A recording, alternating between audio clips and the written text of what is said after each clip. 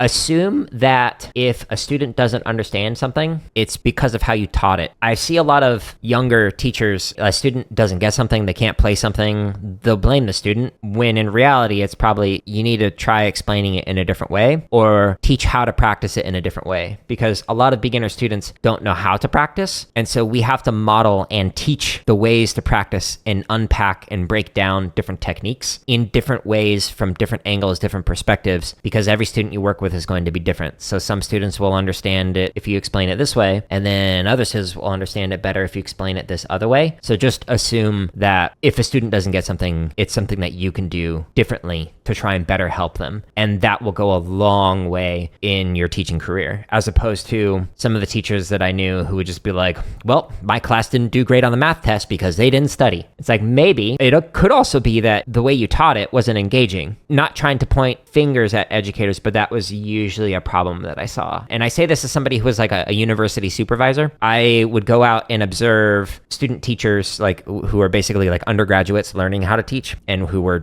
about to graduate. And I would provide feedback on them, like asking questions like, hey, what can we do to make this more engaging, etc. The majority of the issues came from the way that the teachers taught was not very interesting or very engaging, or a clear explanation of how to improve something, or a process that is easy to replicate outside of the rehearsal process. In other words, they weren't teaching the fundamentals, the frameworks for how to practice. They were just saying, well, you need to get better at this. Okay, you as a trained professional musician understand that, but somebody who is like brand new to playing clarinet is going to be like, cool, how do I actually practice that thing? How do I actually get better at that? And just understand that like every year that you're teaching, you're going to get better with it. The way that I started teaching in 2003, my senior year of high school, is night and day from how I teach today. It's just every year just constantly iterating, and assume that there are more things for you to learn. And I say that as somebody who has like a PhD in music education, so like the highest degree you can get. And I've only scratched the surface of what it means to like teach and how to get better at it. So if I'm saying that, and I know that all of my colleagues say that as well, who are also professors of education,